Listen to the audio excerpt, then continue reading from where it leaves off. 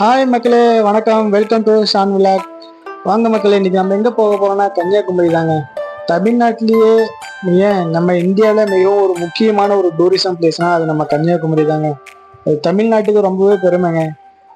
அப்படியேப்பட்ட இடத்துக்கு தான் இன்னைக்கு நம்ம வந்திருக்கோம். வாங்க வீடியோக்குள்ள போகலாம். நாங்கள் இன்னைக்கு வந்திருக்க நாள் பார்த்தீங்கன்னா வெள்ளிக்கிழமைங்க. ஆனால் இருந்தாலும் கன்னியாகுமரியில் ஏன்னு தெரியல இன்னைக்கு கொஞ்சம் க்ரௌடு கம்மியாகவே இருந்தது.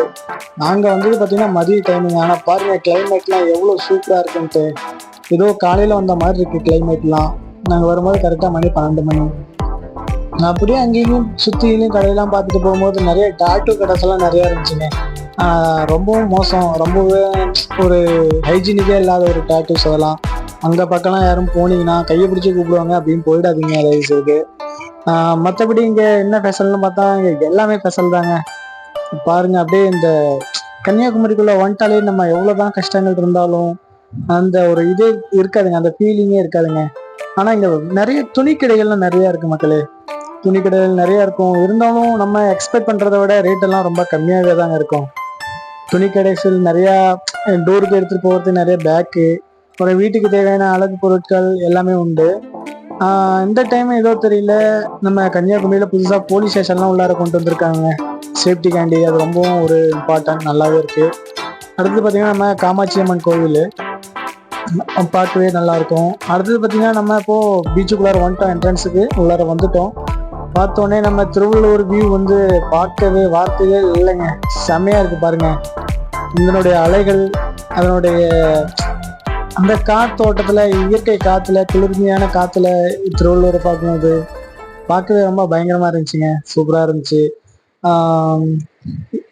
அடுத்தது என்னன்ட்டா, இப்போது நம்ம திருவள்ளூர் சொல்லிக்கிட்டே இப்போ படகுலாம் போகிறதே கிடையாது. ஆளுங்கள்லாம் இப்போ யாருமே ஒர்றதே கிடையாது. ஏன்னா இங்கே கண்ணாடி பாலம் நடந்துகிட்ருக்கு.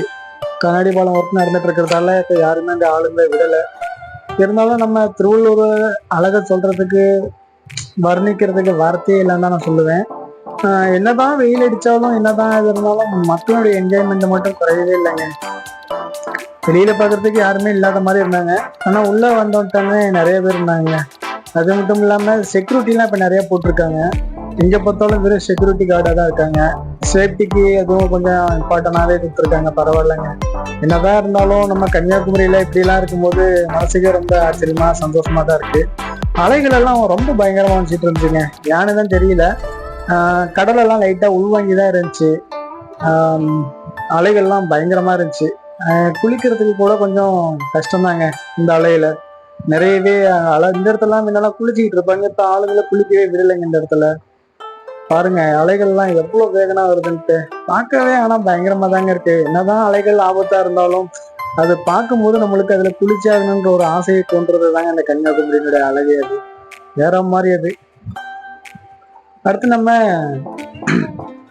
நாங்கள் வந்திருந்தப்போ கடல்ல என்ன ஆச்சுன்ட்டா, ஏதோ ஒரு என்ன சொல்ல தெரியுது இல்லைங்க, இந்த பாறையில நிறைய பாம்பு இருக்குன்னு சொல்லிட்டு நிறையவே பீதியை கிளப்பி விட்டாங்க. அதாலேயே யாரும் குளிக்க போகல அந்த இடத்துலலாம். அடுத்தது பார்த்தீங்கன்னா நம்ம முக்கடல் சங்கமிக்கிற இடங்க. பாருங்க அந்த கொடி இருக்குல்ல, அதுதான் முக்கடல் சங்கமிக்கிற இடம். பார்க்கவே ரொம்ப பிரமிப்பா இருந்துச்சு. பேருக்கு இந்த முக்கடல் சங்கமிக்கிற இடம் யாருக்குமே தெரியாதுன்னு நினைக்கிறேன். பார்த்துக்குங்க. மிகவுமே ஒரு ஃபேமஸான இடங்க இந்த முக்கடல் சங்கமிக்கிற இடங்கிறது. பாருங்க இதுதான் அந்த முக்கடல் சங்கமிக்கிற இடம். அடுத்து நம்மள்கிட்ட அப்படியே வந்துட்டேங்க முக்கடல் சங்கமிக்கிற இடத்துக்கு. பாருங்க இதெல்லாம் சொல்றதுக்கு வார்த்தையே இல்லைங்க. 3 கடலும் ஒன்னா சேர்ற இடம் தாங்க இது. பாருங்க எவ்வளவு ஒரு அழகூட்டும் இடமா இருக்கு. இதெல்லாம் நம்ம பாக்குறதுக்கு நம்மளுக்கு கொடுத்து வச்சிருக்கணும். நிறைய பேர் பார்த்துருக்க மாட்டீங்க, பார்க்காதவங்க எல்லாம் பார்த்துக்குங்க. பாருங்க எவ்வளவு ஒரு அழகான ஒரு இடங்க இது. கன்னியாகுமரிக்கு கிடைத்த ஒரு மிகப்பெரிய பொக்கிஷம் இந்த கன்னியாகுமரி. தமிழ்நாட்டுக்கு கிடைத்த ஒரு மிகப்பெரிய பொக்கிஷம் இந்த கன்னியாகுமரி.